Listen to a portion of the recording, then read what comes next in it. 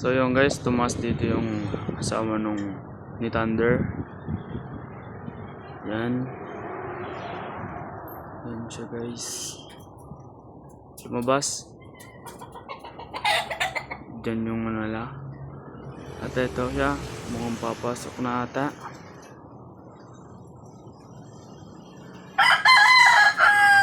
Guys, stretching pa sa guys. Baka pumasok na. Kumustahan natin yung dagat natin. Ito siya. Yan.